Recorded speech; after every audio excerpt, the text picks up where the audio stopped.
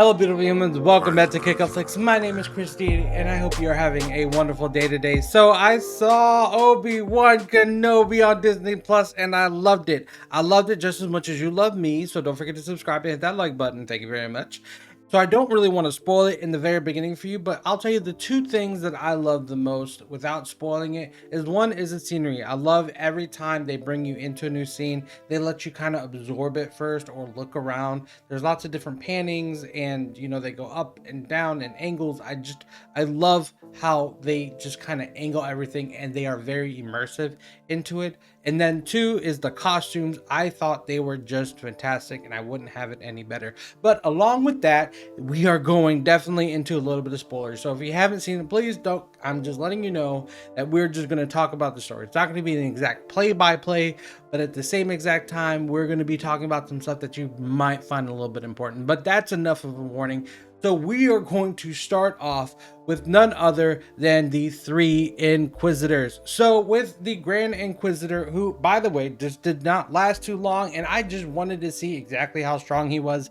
I don't know what it is with Disney taking strong characters and making them die very quickly, but I guess they're trying to save money somewhere. It doesn't matter. I just wanted to see what he could do, or if he had some kind of special ability, or maybe he could use force lightning. I mean, I have no idea, but either way, that's not important. But I did love his character.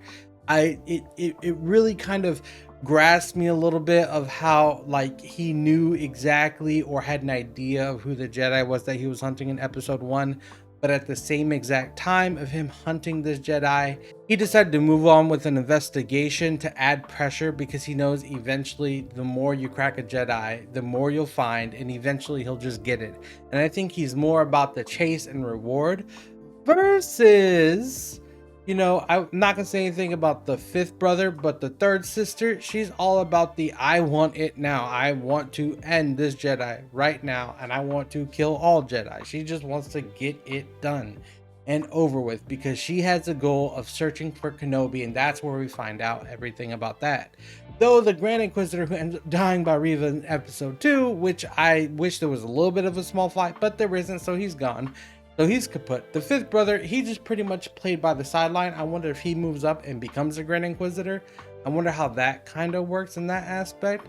But let's just talk about the third sister, right? So we have the opening scene of, the Jedi Temple being invaded, and she's being taught by her teacher, her master, or the master that teaches the basics of what it takes to be a Padawan and then eventually a Jedi. And in the process of them being attacked, which also makes me wonder how they didn't feel the force of knowing that this was about to happen. Either way, they're Jedi, so we'll just move on from that aspect. I just wonder pretty much is, how did she make this connection from Obi-Wan to the invasion? And then how did she make the connection from Obi-Wan to knowing where Princess Leia is and how important she was to him? So that is stuff I can't wait, that I hope they really do explain, because I was completely lost. And I love her special ability, which is pretty much being able to search your memories. That was kind of something I wasn't expecting her to have, but I really love that she kind of had that idea, and it was really painless, come to think about it. For someone so evil and so sadistic into chopping off people's arms and wanting to just go ahead and kill people, she has the most unpainful ability to search people's minds, and that was actually really great. And on top of that, she'd just be walking off yeah, okay, well, you threatened enough, so I'm pretty much done right now. I just think it's great. And I loved how she just dropped the bombshell on Obi-Wan and just pretty much said to him, hey, by the way, Anakin Skywalker's alive and he's Darth Vader. And I am wait a minute, how do you know that he's Darth Vader when it's supposed to be a secret and Palpatine is not, he's keeping this hush hush. Either way, she found out, she knows, maybe she was there. Who knows? But at the same time, she wasn't there during the combat when it was Anakin versus, Obi-Wan, and Obi-Wan won that battle because, everybody thought he kind of did. But he's not, and that's really interesting. So I wonder how they're going to explain all this information, if they do, if they even find it important, but you know, we only have 4 more episodes, so let's see where it ends up going. Right now, going on to the more interesting, spectacular Obi-Wan. I loved how they dived into Ben Kenobi, or Obi-Wan Kenobi, for this simple fact of the matter is you saw how he was struggling, you saw how he was living and why he was living that way. Now, a couple things that didn't make sense to me was, one, he is supposed to be protecting Luke, but at the same time from a distance. But if you're supposed to be protecting someone, wouldn't you still be kind of like very much in touch, or at least have had a conversation with Qui-Gon Jinn, your old master, because Master Yoda told you to, because Master Yoda told you that, you know, he has the ability to connect with him and talk to him, you know, through the Force and whatnot. So I don't know. I was actually kind of interested in that aspect of like, how did he, or why did he end up losing his Jedi power, and why did he just take it? What does having a lightsaber on you represent versus just burying it somewhere?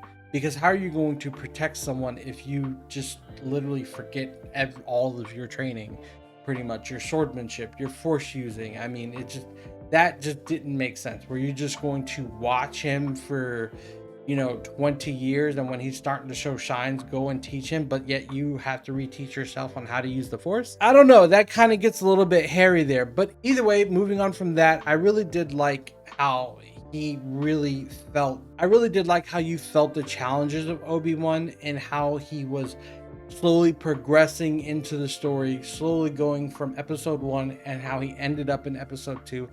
I like that little journey in the first act.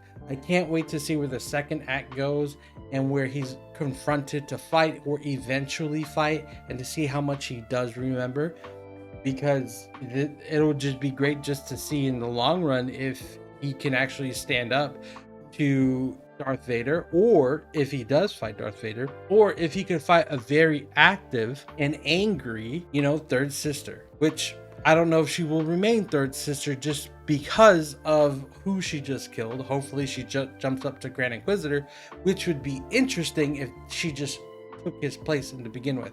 But either way, I'm not trying to theorize to ruin it. Now, another aspect of the story that kind of got me, that was a little bit more on the wonky side, that I necessarily thought was kind of cool, but at the same time, they probably could have shortened it a little bit or made it a little bit more tighter, was Leia. You know, when they were going to go capture Leia the first time, it just, for me, the scene, that my favorite part of the whole entire scene were the branches. The branches were the bosses of that scene. Yeah, Leia did some good things during that chase scene, but at the same exact time, her captors really weren't that good to begin with. And I don't, you know, who would hire, if these people are supposed to be so good at kidnapping, they kind of suck at capturing a child. Along with that, you could also say that Obi-Wan has a really horrible time capturing a child as well, especially that he just could not catch a child when he's literally running. So it's kind of like Jason running away from you versus going toward you. I mean, just think about that. I mean, Jason pops up no matter how fast you run. Well, no matter how fast Obi-Wan runs, she can just literally trot away, and just, I don't know if it's because of her size or because he wasn't trying to be noticed and whatnot, but at some point in time, he did get noticed. And then she had the balls to blame him for getting shot at. I'm just saying, he's literally chasing you to save your life, and you're just running. That's what made me get so emotional about this scene, by the way. It's just, she just kind of ran away. Either way, moving on from that aspect, I love the presence that Leia brought to every scene that she was in. I love the smart remarks. I love how she challenged everybody, and I don't think they picked a better cast. I don't think they could have picked anyone better. I mean, they did a really good job with picking her, and I love the character. I love how well-rounded she is, and I can't wait to see if they're going to continue with her in the later on during the season, or if that's just going to be it, because she's returned back to the family to begin with. They're probably going to hire more security guards to protect her. So those were my likes and dislikes of the first 2 episodes. What did you like or didn't like? Please let me know down in the comments. But as usual, if you like what I'm doing, please subscribe, hit that like button, because it does help me out with that YouTube algorithm. And don't forget, oh my goodness. As usual, if you like what I'm doing, hit that subscribe button, hit that thumbs up, because it does help me out with that YouTube algorithm. And don't forget to click the bell notification for every time I post something. You won't miss nothing. And of all, most importantly, don't forget to kick up and not down. And I will see you the next time I post. Peace.